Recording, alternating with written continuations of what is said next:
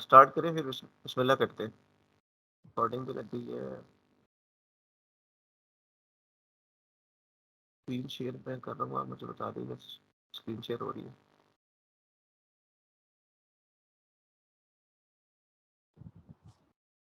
जी हो रही है सर। अच्छा ठीक हो गया। अच्छा ये ना आज हमारा टॉपिक है बफर ओवरफ्लो। ठीक हो गया। ये इसको मैं थोड़ा सा इंट्रोड्यूस करवा देता हूँ आपको इस टॉपिक को। और फिर हम इसमें ना कोशिश यही करेंगे कि हम ना काम करें प्रैक्टिकल, क्योंकि इसकी जो इन्वायरमेंट है ना एग्जाम की, वो ऐसी है कि एक मशीन बनाते हैं ऑफेंसिव वाले और उसमें एक एप्लीकेशन डाल देते हैं। उस एप्लीकेशन में मसला होता है बफर ओवरफ्लो का। तो वो आपने उन्हीं मशीन पे पीओसी करनी होती है, 0 डे होते हैं वो। ऐसी एप्लीकेशन नहीं होती जो कि कोई इंटरनेट पर पड़ी होती है, इनकी अपनी एप्लीकेशन होती है।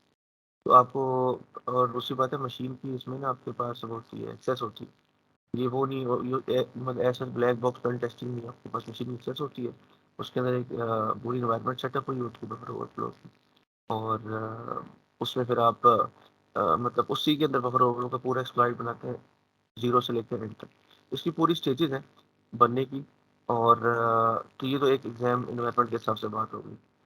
दूसरी चीज़ आगे बढ़ते हैं इसके ऊपर कि अब मतलब ये एग्जाम की इस तरह की इन्वायरमेंट होगी। बाकी आपका इसके ऊपर जो अब दूसरी बात ये है कि इसकी ना हो एप्लीकेशन होती हैं। मतलब बफर ओवरफ्लो है क्या चीज़ है, मैं इन बहुत सिंपल जबान में अगर बताया जाता है कि एक जो भी आप सॉफ्टवेयर बना रहे हैं ना, अगर वो मिसाल है कोई भी आपको पता है सॉफ्टवेयर मुख्तलिफ शक्ल में एग्जिस्ट करता है। एक्सजीबी में एग्जिस्ट करता है, टीएल की फॉर्म में एग्जिस्ट करता है, और एपीआई की फॉर्म में एग्जिस्ट करता है। सॉफ्टवेयर की मुख्तलिफ फॉर्म है। तो जरिए पता है बैकएंड पे कोड है, कोड में वेरिएबल्स हैं, फंक्शंस हैं, क्लासेस हैं, इस तरह का कोड होता है। तो अब जब वेरिएबल डिक्लेयर होते हैं ना, अगर उसके ऊपर आप इनपुट सैनिटाइज ना करें, तो अगर यूजर एक बड़ी वैल्यू दे दे, तो वे जो उसकी वजह से ना बफर ओवरफ्लो की बने बफर ओवरफ्लो हो सकता है। बफर का मतलब भी, मतलब अगर आप int a is equal to 1 या int b is equal to 2 करते हैं, तो ये एक बफर है। ठीक है। और ये इसमें मतलब इस साथ से ऐड मतलब ये एक मिसाल है किसी भी प्रोग्राम में अगर ये डिफाइन हुआ हुआ है, तो ये एक बफर है। अगर ये यूजर से इनपुट ले रहा है और इसमें कोई कंट्रोल नहीं है, तो आप इसमें मतलब आप इसमें कोई वैल्यू भी दे सकते हैं, 1 की बजाय आप ये वैल्यू भी दे सकते हैं। तो बेसिकली इसको अगर हम ऐसे लेते हैं, मिसाल है अगर यूजर से इनपुट ले रहा है, अभी ये कोई सूडो कोड है और यूजर इनपुट इसको ये प्रोवाइड कर दे, तो इसको कहते हैं, इससे हो जाता है बफर ओवरफ्लो। ठीक है। अब इस बफर ओवरफ्लो से आरसी वो एक वो भी हमने वो एक समझने की चीज़ है, उस पर हम जाएंगे। बट मैं आपको सिर्फ ये बता रहा हूँ कि डेवलपर क्या गलती करते हैं। यूजर इनपुट ये भी हो सकती है, यूजर इनपुट ये भी हो सकती है इस कोड के अंदर। और ये जो है, ये किसी एक्जी, ये हो सकता है विजुअल स्टूडियो में आपने सी शार्प में बनाया हो, ये हो सकता है आपने सी प्लस प्लस में कोड लिखा हो, सी में लिखा हो, किसी भी लैंग्वेज में लिखा हो, और किसी शक्ल में एग्जिस्ट करता हो। विंडोज में जाएंगे तो एक्जी में होता है, लिनक्स में जो बाइनरीज होती है वो ईएलएफ होती है, और भी फॉर्मेट होते हैं। तो लेकिन बड़ा सिंपल सा कॉन्सेप्ट यही है कि यूजर इनपुट अगर कोई वेरिएबल ले रहा है, तो यूजर ये भी दे सकता है, यूजर ये इनपुट भी दे सकता है। अगर आपकी इनपुट में कोई चेक नहीं और आपने सीधी वेरिएबल में डाल दी, तो आपका बफर ओवरफ्लो हो सकता है। तो ये सिंपल एक बफर है, ए एक बफर है, या जो भी नाम मतलब ये सिस्टम वेरिएबल ए ही एक बफर है। तो बफर ओवरफ्लो का ये कॉन्सेप्ट है। तो ये हर चीज के अंदर हो सकता है बफर ओवरफ्लो। तो ये तो एक बफर ओवरफ्लो का एक बहुत सिंपल सा इंट्रोडक्शन था कि बफर ओवरफ्लो क्या हो सकता है। अच्छा और अब सर एक चीज पूछनी थी कि जी, जब से ये एग्जाम पैटर्न चेंज हुआ है, बफर ओवरफ्लो 25 मार्क्स से 10 मार्क्स पे आया और मैंडेटरी से ऑप्शनल पे शिफ्ट हुआ है, तो उसके बाद से कभी एग्जाम में आया भी आपके किसी रिसेंटली ने जानने वाले ने किसी ने एग्जाम दिया हो तो कभी ये 10 मार्क्स का आया हो? ये ना ये अब मेरे उसमें नहीं है।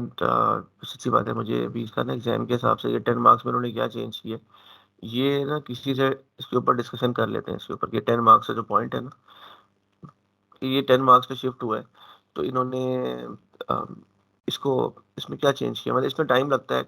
इसका वही प्रोसेस था जो पहले हम सर होता था। तो मैं before and it was a mandatory, मतलब आपने ये मस्ट करना था ना। बट सही है। दिस टाइम ये अभी हो गया ऑप्शनल, प्लस 25 मार्क्स से रिड्यूस होकर 10 मार्क्स पे भी आ गया। तो ये कभी एग्जाम में आया भी है या उन्होंने मतलब ऐसे ही लिखा हुआ है कि ठीक है, मतलब नहीं आता इसके बाद से जो रिसेंट लोगों ने एग्जाम दिए हैं, अगर उनमें से किसी से पता चल जाए?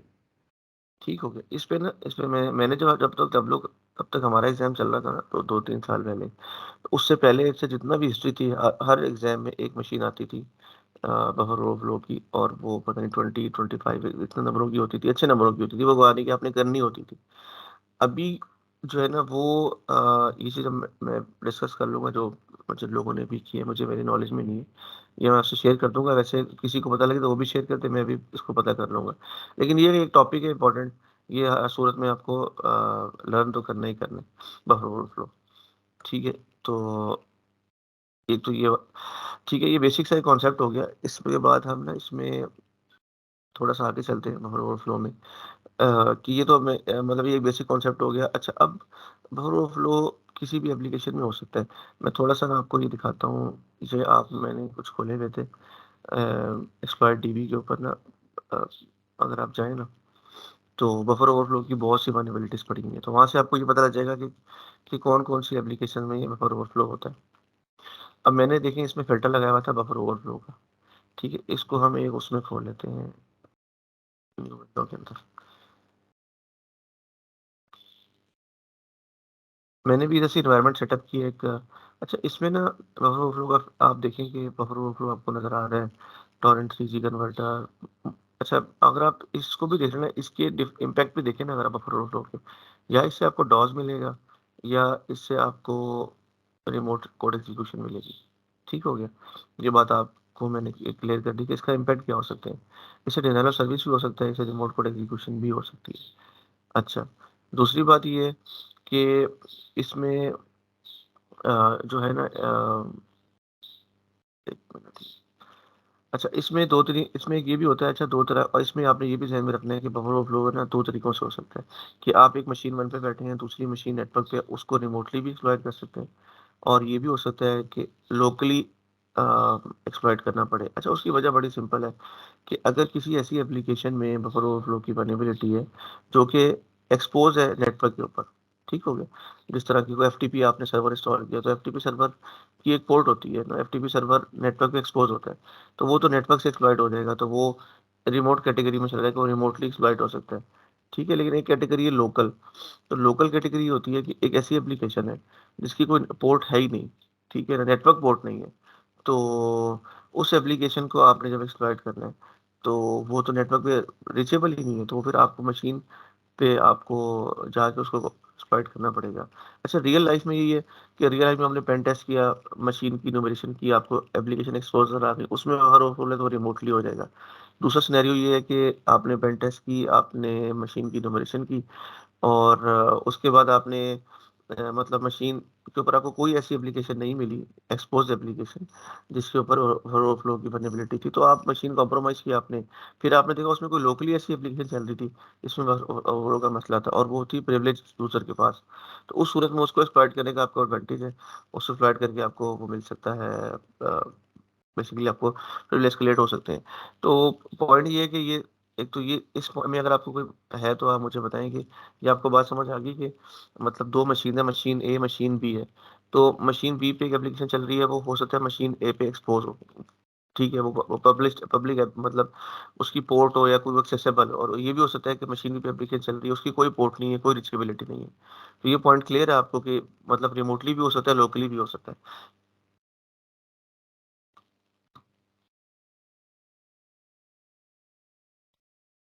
क्यों खुरम भाई? रिमोटली मतलब जो है वो उसका मतलब ये नहीं है कि कोई बंदा like black box format remote count होगा, और वाइट बॉक्स जो है वो लोकल काउंट होगा, ऐसा है? हाँ, ऐसे ही है। देखिए, वो यही है ना, ये बिल्कुल सही आप कह रहे हैं कि मतलब अ, ब्लैक बॉक्स अगर आपकी एक मशीन है, देखिए चलिए इमेजिन कर लें, आपका लैपटॉप है, ठीक है? हम ये इमेजिन कर लेते हैं, आपका लैपटॉप है, आपने आपके हाथ में, इस पे आपने पब्लिक आईपी दिया हुआ है, इस पे आपने एक एफटीपी सर्वर कर दिया। एफटीपी सर्वर की एक पोर्ट ओपन होती है, वो उसकी रीचेबिलिटी नेटवर्क पे होती है, क्योंकि वो है ही नेटवर्क एप्लीकेशन। तो हम सारे लोग आपके सिस्टम से ना एफटीपी एक्सेस कर सकते हैं। तो अगर आपने एफटीपी को वल्नरेबल कर लिया ओवरफ्लो का, तो मैं अपने सिस्टम से, और ये मात अपने सिस्टम से, और ये सारे लोग ना, फ़ानी लोग, ये अपने सिस्टम से बैठ के आपके सिस्टम को एक्सप्लॉइट कर सकते हैं। ये तो हो गया रिमोटली स्टोरी, ठीक हो गया। अब आपने अपने मशीन पे एक और एप्लीकेशन इंस्टॉल की, उसका नाम था एबीसी एप्लीकेशन, उसकी कोई नेटवर्क पोर्ट ओपन नहीं हुई, तो हम तो आपके पास रीच ही नहीं कर सकते ना, क्योंकि नेटवर्क आप जब जिस तरह वेब एप्लीकेशन की पोर्ट 80 होती है तो हम नेटवर्क से उसको रीच करते हैं, तो उसकी कोई पोर्ट ओपन ही नहीं हुई। तो वो अगर मैंने आपकी मशीन पेन टेस्ट करनी है, तो हो सकता है मैं अगर आपकी मशीन एक्सप्लॉइट कर सका किसी और वल्नरेबिलिटी से, किसी और एक्सपोज्ड एप्लीकेशन से, तो मैं फिर एक्सप्लॉइट करने के बाद अगर वो एबीसी एप्लीकेशन आपकी चल रही है, तो मैं फिर उसको जो एक्सप्लॉइट करूंगा, तो वो हो जाएगा, वो लोकली हो जाएगा। लेकिन पॉइंट अब इसमें ये समझने का ये है कि मैं ये दोनों कॉन्टेक्स्ट में ब्लैक बॉक्स नहीं है, कि ब्लैक बॉक्स में मैं आपके पास आपकी एप्लीकेशन चल रही थी और वो वनरेबल थी और एक्सपोज थी, तो मैं ब्लैक बॉक्स में एक्सप्लॉइट कर ली, और दूसरा सिनेरियो ये था कि उस पर नहीं चल रही थी, ठीक है, लेकिन मैंने किसी और एप्लीकेशन से एक्सप्लॉइट करके फिर सिस्टम पे आपके सिस्टम पे आके मैंने उसको एक्सप्लॉइट किया। ये दो ब्लैक बॉक्स के दो सिनेरियो। व्हाइट बॉक्स का ये हो सकता है कि जस्ट फॉर आप मुझे अपने मशीन की एक्सेस दें, आप मुझे कहेंगे मैंने सिर्फ ये एप्लीकेशन टेस्ट करवानी है, तो मैं मशीन की एक्सेस करके उस एप्लीकेशन की वो कर सकता हूँ, एक्सप्लॉइट कर सकता हूँ। तो वो आप उसको एज वाइट बॉक्स सिनेरियो ले लें कि मैंने मशीन की एक्सेस लेके आपकी एप्लीकेशन जो थी एबीसी उसको कंप्रोमाइज़ किया। इसी तरह जो ऑफेंसिव वाले हैं उनकी ये जो एप्लीकेशन होती है वो लोकली चल रही होती है अपनी मशीन के ऊपर, तो आप उनकी मशीन पे, उन्होंने अलाउ किया होता है उनकी मशीन पे रिमोट डेस्कटॉप करके, जिस मशीन पे आपने, तो उस मशीन पे रहते हुए पूरी पीओसी बनाते हैं। तो मतलब ब्लैक बॉक्स व्हाइट बॉक्स इसमें वो मतलब एक समझ लें कि वो है, ब्लैक बॉक्स होता है पेन टेस्टिंग के कॉन्टेक्स्ट में होता है। तो ब्लैक बॉक्स के अंदर भी दो सिनेरियो हो सकते हैं, और व्हाइट बॉक्स में भी एक सिनेरियो हो सकता है कि मैं आपसे परमिशन लेके और उससे उसी एप्लीकेशन को टेस्ट कर लूँ, और ऑफेंसिव वाले बफर ओवरफ्लो में व्हाइट बॉक्स वाली अप्रोच में जाते हैं। तो यानी मैं ये कहूंगा कि अब आपको, अगर मैं सारी बात को कंक्लूड करूँ, तो जो एग्जाम सिनेरियो है वो ये है कि वो लोकल बफर ओवरफ्लो सिनेरियो आता है, आप ये कहना चाह रहे एग्जैक्टली हैं, वो ऐसे ही। रिमोट नहीं आता। तो रिमोट नहीं, हम किसी भी दूसरी किसी पोर्ट के थ्रू आएंगे जो कि एक नॉर्मल एक्सेस होगी, लाइक वाया एफटीपी एनीथिंग, वो बफर ओवरफ्लो नहीं होगा, यानी किसी भी और रूट से हम इन होंगे। तो वो फिर जब लोकल मशीन पे पहुंच जाएंगे, उसके बाद फिर उसकी किसी लोकल एप्लीकेशन को एक्सप्लॉइट करना होगा पीओएस, ठीक है, ये कह रहे हैं आप। बिल्कुल ठीक है, ठीक हो गया, ये बात जो क्लियर हो गई, ठीक है। बेसिकली आसान सी बात है, एप्लीकेशंस कुछ लोकल होती हैं, कुछ नेटवर्क होती हैं। कोई एप्लीकेशन आप इंस्टॉल करेंगे, वर्ड इंस्टॉल की चलाई, उसकी कोई पोर्ट ओपन नहीं, वो लोकल एप्लीकेशन है। और बेताशा एप्लीकेशन है आपकी विंडोज लिनक्स में जो लोकली चलती हैं, जिनका कोई नेटवर्क रिचेबिलिटी नहीं है। लेकिन नेटवर्क एप्लीकेशन भी होती हैं बहुत सारी, मतलब आप फाइल शेयर करते हैं विंडोज के ऊपर, तो वो एक नेटवर्क, वो एक पोर्ट ओपन होती है, ठीक है। वो एफटीपी सर्वर इंस्टॉल करते हैं, मतलब विंडोज सर्वर पे ही कर लें, चलिए उस विंडोज सर्वर पे इनेबल कर लें आप, इंस्टॉल ना करें, तो आपको भी इसकी भी रिचेबिलिटी नेटवर्क के ऊपर है। इस तरह बेतहाशा चीजें हैं, इनकी रिचेबिलिटी नेटवर्क की होती है, तो इनको कहते हैं एक्सपोज एप्लीकेशन, क्योंकि इन पे अटैकर कुछ ना कुछ अटेम्प्ट कर सकता है, ठीक है। लोकल एप्लीकेशन तो ये है कि जब मशीन कॉम्प्रोमाइज कर ली तो नजर आएंगी, ठीक है, या व्हाइट बॉक्स में आप लेके टेस्ट कर सकते हैं। तो लोकल एप्लीकेशन है जी, मिसाल है वर्ड है, ठीक है जी, इवन क्रोम है, क्रोम ब्राउजर है, कोई पोर्ट ओपन थोड़ी करता है, तो मतलब उस तरह को सर्वर, मतलब एक आम डेस्कटॉप एप्लीकेशन है, मतलब क्रोम को अगर निकाल भी दें हम, और इसमें थोड़ी सी आपको कंफ्यूजन आ जाए, कोई और एग्जांपल ले लें बेताशा एप्लीकेशन है, ठीक है, तो जो कि पोर्ट ओपन नहीं करती, ठीक है। तो इस तरह ये लोकल ऐप है, नेटवर्क ऐप है। अच्छा, ये वाला भी एक पॉइंट क्लियर हो गया कि एक एप्लीकेशन। एक एक एक सवाल है, जी जी। वो ये कि जो एग्जाम में जो 3 स्टैंड अलोन मशीन होंगी, उनमें से एक से फॉर एग्जांपल है एक कोई बफर ओवरफ्लो की होगी, तो ये कैसे, क्या इंडिकेटर होगा उसका कि इन तीनों में से कौन सी वाली है, वो कौन से टेस्ट होंगे जिनसे हमें पता लगेगा कि ये बफर ओवरफ्लो। हो रहा हमारे दौर में तो सिंपल था ना, कि वो तो एक मशीन होती थी, उस पे उसको हमें पता होता था, वो डिबगिंग मशीन के नाम से देते थे, उसकी क्रेडेंशियल भी दी होती थी, वो तो हमें पता होता था, उनको उसकी लिखा होता था कि बफर ओवरफ्लो की मशीन है, इसको आपने रिमोट डेस्कटॉप करना है, ये इसका यूजर नेम है, ये इसका पासवर्ड है, आपने भी यूएफ बनाना है। वो तो हमें तो ऐसा अच्छा नहीं था अच्छा। कोई पेन टेस्ट करके पता करना पड़ता, वो तो उन्होंने एग्जाम की जो गाइड होती है उसमें लिखा होता था, तो ये मशीन है, ये आईपी है, ये अच्छा, इसका। उसमें बताया होता था कि ये जी वाली है, जी ओके। तो फिर जी। इट मींस कि इस दफा भी अगर एग्जाम में वो ऑप्शनल भी डालेंगे तो वो यही मेथड यूज करेंगे ना? मेरे यानी से कि ये वो आईपी ख्याल है, बता देंगे, है ना? अगर उन्होंने नंबर कम किए ना इसके इसके अगर 10 नंबर किए, तो इसमें ये हो सकता है कि वो एक एप्लीकेशन ऑलरेडी सिस्टम में डाल दें जो कि जिसमें ओवरफ्लो का मसला हो, आपको उसको सिर्फ एक्सप्लॉइट करना हो, ना कि उसको डेवलप करना हो जीरो से। ये हो सकता है क्योंकि 10 नंबर, क्योंकि वो जो खुद डेवलप करना होता है वो 1 घंटे का काम होता है, तो उसमें आपको टाइम लगता है। तो इसलिए मे बी उन्होंने ये चीज़ चेंज की हो कि आपको जिस तरह अभी है ना, मैं देखें, मैं आपको दिखाता हूँ, इसमें कोई एप्लीकेशन ले लेते हैं।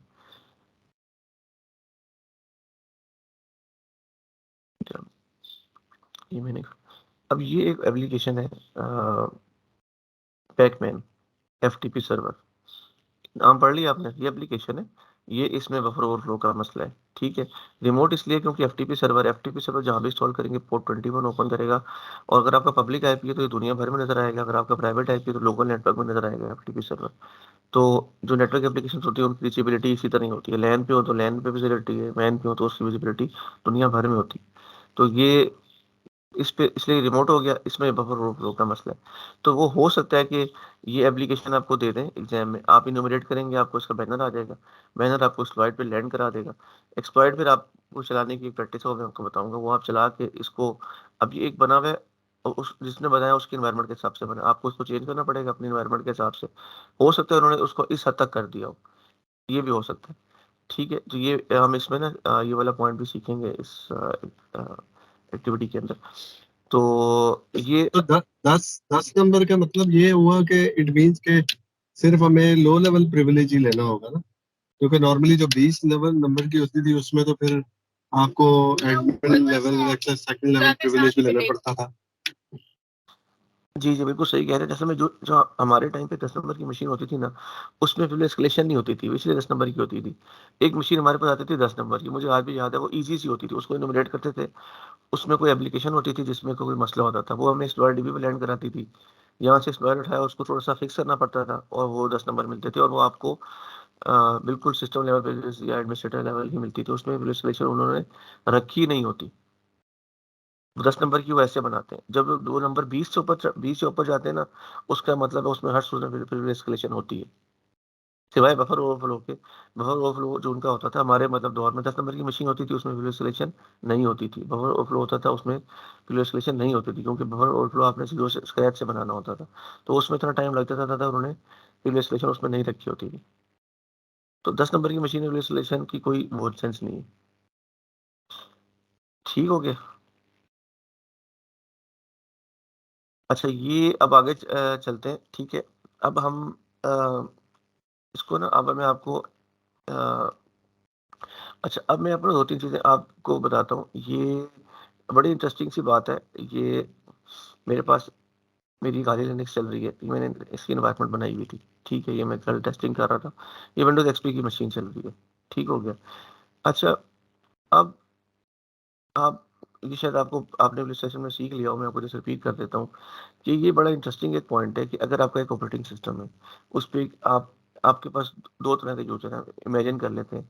मिसाल है, हम सिनेरियो ले लेते हैं कि खुरम भाई का लैपटॉप, आपके जो पास लैपटॉप है, आप लॉगिन किए अपने एडमिनिस्ट्रेटर अकाउंट से। और एडमिनिस्ट्रेटर अकाउंट से लॉगिन करने के बाद आपकी मशीन में ये वाली एप्लीकेशन है पैकमैन, आपने ये इंस्टॉल की है। अब जब एज़ आपने एडमिन लॉगिन करके ये चलाई ना, तो आपका जो टास्क मैनेजर प्रोसेस में होगा, ये एज़ एडमिनिस्ट्रेटर यूज़र से चल रही होगी। ठीक हो गया? अच्छा, यही आप सिनेरियो चेंज करते हैं, आप यही आपकी मशीन है, आप एक कोई लिमिटेड यूज़र आपने बनाया हुआ है टेस्ट, आप टेस्ट अकाउंट से लॉगिन करके, और आपने ये तब भी डबल क्लिक करके ये चला ली। अच्छा, अब आपका पब्लिक मशीन आपकी पब्लिक आईपी पे, हम सारों को, मात को, मुझे आपकी मशीन नज़र आ रही है। जब आप एडमिनिस्ट्रेटर से चलाएँगे ना और मैं इसको एक्सप्लॉइट करूँगा, तो मुझे एडमिनिस्ट्रेटर लेवल एक्सेस मिलेगी। ठीक है? और अगर आपने इसको टेस्ट यूज़र से लॉगिन करके इसको डबल क्लिक किया है, तो जब आप इसके प्रोसेस टास्क मैनेजर में देखें, ये आपको उसमें आ रहा होता है कौन यूज़र ने चलाई है। जब मैं इसको इसी एप्लीकेशन को एक्सप्लॉइट करूँगा, तो मुझे टेस्ट की एक्सेस मिलेगी। तो इतनी इंटरेस्टिंग किस्म का केस है कि ये डिपेंड नहीं करता कि एप्लीकेशन के साथ एप्लीकेशन कौन-सी है, तो उससे आपको इस एप्लीकेशन में एडमिनिस्ट्रेटर ही मिलेगी या इस एप्लीकेशन में लिमिटेड ही मिलेगी। ये डिपेंड करता है एप्लीकेशन चलाई किस यूज़र ने, उसके राइट्स क्या हैं। और एक और इंटरेस्टिंग बात, जब आप फाइल शेयर वगैरह करते हैं ना, आपने देखा होगा फाइल शेयर विंडोज़ का अपना फीचर है। जब आप राइट क्लिक करते हैं विंडोज़ में फाइल शेयर करते हैं, तो ये विंडोज़ का अपना फीचर है। तो जब ये अगर आप इसकी फाइल शेयर मतलब एसएमबी में कॉम्प्रोमाइज़ करें, फाइल शेयर में बेसिकली एसएमबी प्रोटोकॉल यूज़ होता है। तो अगर आप एसएमबी प्रोटोकॉल या आप फाइल शेयर को कॉम्प्रोमाइज़ करें, तो आपको सिस्टम लेवल वैल्यूज मिलती हैं, क्योंकि जो फाइल शेयर होती हैं वो ऑपरेटिंग सिस्टम चूंकि चला रहा होता है, तो वो सिस्टम लेवल पे चल रही होती है। तो ये डिपेंड करता है कि आपकी जो है ना वो एप्लीकेशन किस यूजर ने चलाई है। ये पॉइंट मतलब क्लियर हो गया आपको? ये बड़ी इंटरेस्टिंग, बहुत से लोगों को नहीं पता होता, तो मैंने कहा आप लोगों से शेयर करूं कि ये चलाने वाले का हुनर है। जी मतलब आप अपने सिस्टम पे चलाएं, लिमिटेड यूजर से चलाएं, ठीक है। इसीलिए लोग रिकमेंडेशन ये दे देते हैं कि आप अगर नेटवर्क में जाए ना, ये आप हमारे सिस्टम की को पता होगा कि हर नेटवर्क में जितने कंप्यूटर होते हैं ना, उनका एक एडमिनिस्ट्रेटर होता है, ठीक हो गया। और लेकिन उन्होंने जो यूजर दिया होता है दूसरों को, एडमिनिस्ट्रेटर नहीं होता, वो लिमिटेड यूजर होता है। तो लिमिटेड यूजर जब लॉगिन करता है तो एप्लीकेशन चलाता है, बंद करता है, चलाता है, बंद करता है, ये एक्टिविटी करता है। तो अगर वो एप्लीकेशन आप एक्सप्लॉइट करेंगे तो आपको लिमिटेड यूजर ही मिलेगा। लेकिन कुछ जगह मिसकंफिगरेशन होती है कि हर किसी को एडमिनिस्ट्रेटर एक्सेस दी होती है। तो जब हम लोग ऑडिट करते थे, हमने चीज एक्सपीरियंस की है, तो जब आप मशीन कॉम्प्रोमाइज करें, कोई एप्लीकेशन मिली, तो आपको एडमिनिस्ट्रेटर लेवल एक्सेस मिल जाती है। तो वो कहते हैं ना कि जी उतने राइट हैं जितने वो लीस्ट प्रिविलेजेस और इस तरह के प्रिंसिपल हैं सिक्योरिटी में। तो उसमें ये भी बनता है कि यूजर को लीस्ट प्रिविलेज पे चलाएं, ना कि उसको हर किसी को एडमिनिस्ट्रेटर राइट दे दें। तो ये एक पॉइंट था, ये आप क्लियर हो गया कि ये प्रिस्क्रिप्शन से भी रेलिवेंट है, और ये वैसे भी एक आप लोगों को पता होना चाहिए।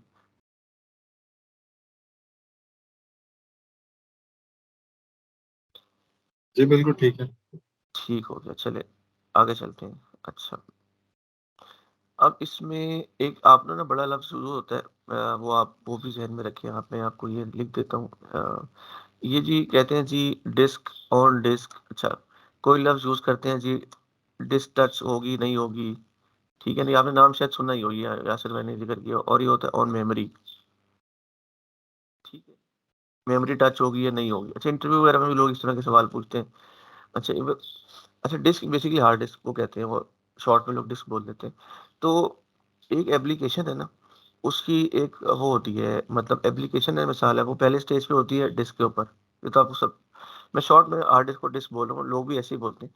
अब ये डिस्क पे पड़ी हुई है, जब आप इसको एग्जीक्यूट करेंगे ना, तो ये इसका प्रोसेस बन जाएगा और ये मेमोरी में लोड हो जाएगा, ठीक है ना। ये आपने शायद रजिस्ट्रेशन में चीज समझ लियो। तो एप्लीकेशन की दो पोजीशन है, एक डिस्क पे पड़ी है, एक मेमोरी में पड़ी है, ठीक हो गया।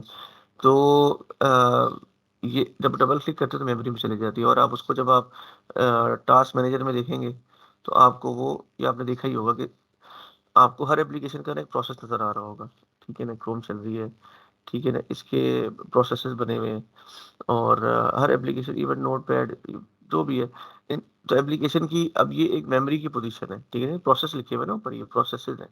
तो ये एप्लीकेशन एक प्रोसेस में कन्वर्ट हो जाती है, और प्रोसेस जो है वो बेसिकली मेमोरी में चल रहा होता है। तो ये एप्लीकेशन का ना आप लाइफ साइकिल समझ लेंगे, जो डबल क्लिक से इंस्टॉलेशन से डिस्क पे चली जाएगी, फिर मतलब फिर डबल लगाने की, चलें ये कर लेते हैं, इंस्टॉल किया तो आपने डिस्क पे ले गए, डिस्क पे चले गए, डबल क्लिक किया तो वो प्रोसेस बन के मेमोरी में चला गया, ठीक हो गया। ये चीज़ आपको शायद पता भी हो, अगर कोई इसमें पॉइंट में, तो आपने ना ये मैपिंग जरूर रखा करें कि मैंने कौन सी एप्लीकेशन चलाई है, उसका प्रोसेस कौन सा है। ये अब आप ना प्रैक्टिस रखा करें, उसका प्रोसेस क्या बना।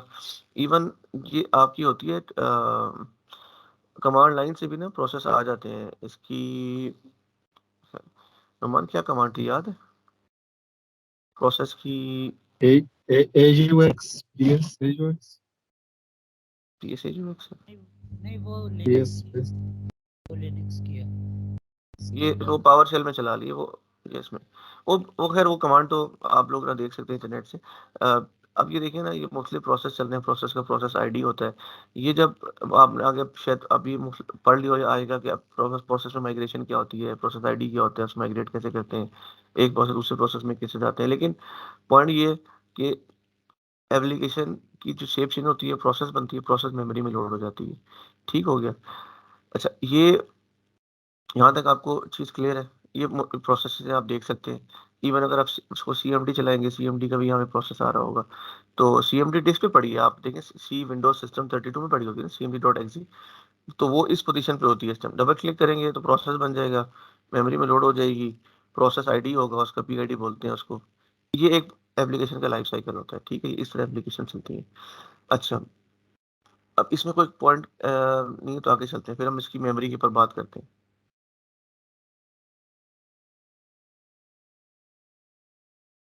भाई समझ आ रही है? सिंपल चीजें। जी जी, आ रही है सर समझ। अच्छा, चलिए आगे चलते हैं। अच्छा, अब बड़ा इंटरेस्टिंग चीज़ है मेमोरी मैपिंग में, बहुत डिटेल में नहीं जाऊँगा, मैं चीज़ को सिंपल रखूँगा आपके लिए।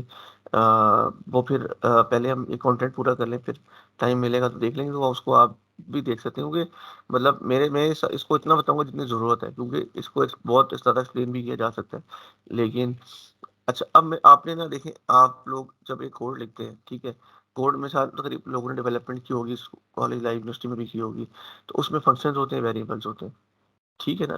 फंक्शंस हैं, वेरिएबल्स हैं, ये उसके कोड के कंपोनेंट्स होते हैं, क्लासेस होती हैं, और ये एक ब्रॉडर बात है, ठीक है? अच्छा, ये जब आप कोड लिख रहे हैं किसी डेवलपमेंट एनवायरनमेंट के अंदर, उसके बाद उसको कंपाइल करते हैं, तो वो मतलब चलिए मैं इसको आपके लिए और सही कर देता हूँ। ये है जी कोई डेवलपमेंट एनवायरनमेंट।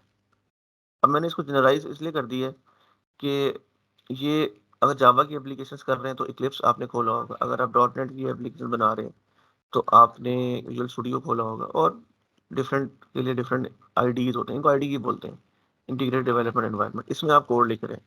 अच्छा, कोड लिख लिया, आप कंपाइल कर रहे हैं। कंपाइल करने के बाद कोड की कोई भी शेप आ सकती है, मैंने आपको बताया एक्सी में भी बनाया जा सकता है, डीएलएल बनाई जा सकती है, और लंबा डिटेल में ज़्यादा नहीं जाते, मतलब कोड किसी भी शेप में आ सकता है, ठीक है? तो मिसाल है, अभी हम चूँकि ये बफर ओवरफ्लो विंडोज़ के लिए कर रहे हैं, तो आप कोड कंपाइल कर लिया, इसकी एक्सी की पोज़ीशन आ गई आपके पास, ठीक है? अब जब ये इस पे आपने फिर इसको चलाया, डबल क्लिक किया, इसका प्रोसेस बन गया। अच्छा, प्रोसेस चला गया मेमोरी में। अब मेमोरी में ऐसे नहीं कि मेमोरी में ऐसे चला गया मुँह उठा के। जो प्रोसेस टू मेमोरी है ना, इसमें आपने पॉइंट समझना है कि ये प्रोसेस मेमोरी में कैसे लोड हुआ जी। प्रोसेस टू मेमोरी अगर मैं बनाऊँ ना, तो ऑपरेटिंग सिस्टम मैनेज करता है कि मैंने इसको मेमोरी में कैसे डाला। तो मेमोरी के पोर्शंस होते हैं, ठीक है? मेमोरी के पोर्शंस होते हैं जिसमें ये चला जाता है। अच्छा, उसमें बेसिकली मेमोरी की एक प्रोग्राम मेमोरी होती है, एक डेटा मेमोरी होती है। प्रोग्राम मेमोरी इसलिए होती है कि आपका जो कोड का वो वाला हिस्सा है ना, जिसमें हमने लॉजिक्स लिखी हुई है, वो प्रोग्राम मेमोरी में जाती है, और डेटा मेमोरी में जो वेरिएबल्स डिक्लेयर किए हैं, वो डेटा मेमोरी में चले जाते हैं। ठीक है? डेटा मेमोरी में आगे मतलब स्टैक होती है, हीप होती है, और इसकी मज़ीद टाइप्स होती हैं। ठीक है ना? अच्छा, ये ना बड़ा इंटरेस्टिंग चीज़ है, ये ना पूरी मेमोरी आप ये समझें कि अगर मैं इसको और थोड़ा-सा आपको इलैबोरेट करूँ ना, ये मिसाल है, हम बनाते हैं जी आपकी मिसाल है, ये आपकी रैम है, ठीक है? इसमें ना मेमोरी जितने प्रोग्राम लोड होंगे ना, उनकी ये पोज़ीशन होगी, ये मैं आपको बताता हूँ। इसको हम मिसाल है, ये एक प्रोग्राम लोड हो गया, ये दूसरा रैम फिज़िकली तो आपने देखी होगी फिज़िकली, ठीक है ना? वो तो एक वो तो मतलब वर्चुअली मैं आपको बता रहा हूँ, वर्चुअली में उसकी रैम में सिर्फ़ मेमोरीज़ देखिए, जिसमें डिस्क है, स्टोरेज है, रैम भी स्टोरेज है। रैम स्टोरेज और प्रोसेस प्रोसेस यानी कि प्रोसेस जो होते हैं उनकी स्टोरेज है, उसमें वो चल रहे होते हैं। तो रैम और कुछ भी नहीं है, सिवाय एक स्टोरेज प्लेस है, एक बहुत जनरल सेंस में। तो उसने जब एक किसी प्रोसेस को अपने पास चलाना है, ठीक है ना? ये P1 प्रोसेस है, मिसाल है ये cmd.exe चल रहा है, ठीक है ना? ये कोई और प्रोसेस है, ये P2 है, मिसाल है टीम्स चलाया हुआ आपने। तो इसमें एक उसका वो पूरा भी मेमोरी मैप बनाएगा। अब इसको अगर मैं ज़ूम करूँ ना, इसको हम बाहर ले आते हैं। इसको अब मैं इसको बड़ा कर लेते हैं। तो इसके अंदर होंगे पोर्शंस। मैं एक और शेप बना लेता हूँ आपको। ये हम ये शेप बना लेते हैं। इसको कोई और कलर दे देते हैं। ठीक है। अब ये है जी प्रोग्राम मेमोरी। ये नीचे होगी ब्रॉडर वे में मैं आपको बता रहा हूँ ये काम कैसे करता है। मैंने आपको डिस्क से मेमोरी में ले लिया, ये होगी डाटा मेमोरी। ठीक है। ये एक बड़ी कॉमन सेंस की बात है कि ज़ाहिर बात है उसने चीज़ों को अरेंज करना है ना। आप भी ऑपरेटिंग सिस्टम लिखेंगे तो आपने भी इस चीज़ के बारे में सोचा, उन्होंने भी सोचा, उन्होंने एक तरीका बना दिया, उनके नाम रख दिए। हम डिटेल में जाते हैं, अभी मैं मोटे एक ब्रॉडर डिस्कशन कर रहा हूँ। तो प्रोसेस ये एक रैम थी ब्लू वाली, इसमें प्रोसेस जितने चलाते जाएँगे इसमें आते जाएँगे। टास्क मैनेजर से आप देख लें, कमांड लाइन से देख लें, पावर शेल से देख लें, जहाँ से भी देख लें प्रोसेसर आपको मिल जाएँगे। प्रोसेस के अंदर क्या होगा, उसके अंदर डिस्ट्रीब्यूशन होगी। अच्छा, अब किधर आया जी, बफर ओवरफ्लो किधर आया जी? ठीक है जी। अब हम इसी को करते हैं एक इसकी और बफर ओवरफ्लो भी ले आते हैं इधर ही। अब बफर ओवरफ्लो ये है कि आपका एक वेरिएबल डिक्लेयर हुआ था इसके अंदर, ठीक है ना? अब मैं डेट मिसाल है आपका वेरिएबल था जी, ये वेरिएबल था, ये आपका वेरिएबल की स्पेस थी। अब होता क्या है जी, होता ये है कि जी अटैकर क्या करता है, अटैकर 1-1 की बजाय ना वो डालेगा, बड़ी वैल्यू देगा। अब ये अगर आप इसको इस एनिमेशन को देख रहे हैं ना, तो ये आपकी मेमोरी में ना मेमोरी बढ़ती ये सारी पता है ये किधर जाना है डाटा सारा? ये तो नहीं कि कहीं ये किसी हवा में रह जाएगा। ये इसने मेमोरी को ही फिल करना है। तो ये फिल अप करना शुरू करेगा, फिल अप करना शुरू करेगा। ठीक है? अच्छा, और आगे चलते हैं। इसको मैं आपको थोड़ा-सा और आगे लेके जाता हूँ और बड़े सिंपल वे में आपको एक्सप्लेन करना चाह रहा हूँ। अच्छा, इसमें ना अब जो मेमोरी मैपिंग होती है ना, अब जिस तरह हमने ये जो ऑरेंज है, ये समझिए एक प्रोसेस खोला हुआ है। इसमें ना कुछ रजिस्टर्स भी होते हैं। मैं इसमें एक चीज़ और ऐड कर देता हूँ। इसमें रजिस्टर्स भी होते हैं। रजिस्टर्स क्यों होते हैं? रजिस्टर्स वही है जिस तरह वो एक हमारा कॉपी की पेंसिल नहीं होती, उस पे आप ये आपने मिसाल है आप ऑपरेटिंग सिस्टम बन जाए। आपने कहा जी ठीक है एप्लीकेशन मैंने लोड कर दी सारी की सारी और मैंने उसको पूरा मेमोरी में वो अच्छा वो अगर मैं आपको दिखाऊँ ना, तो अगर आप अगर इसमें खुला हुआ है ये अब मैं चलिए सिर्फ़ अभी इसमें समझाने की मिसाल है, ये एप्लीकेशन आपकी मिसाल है, ये लोड हुई हुई है सारी।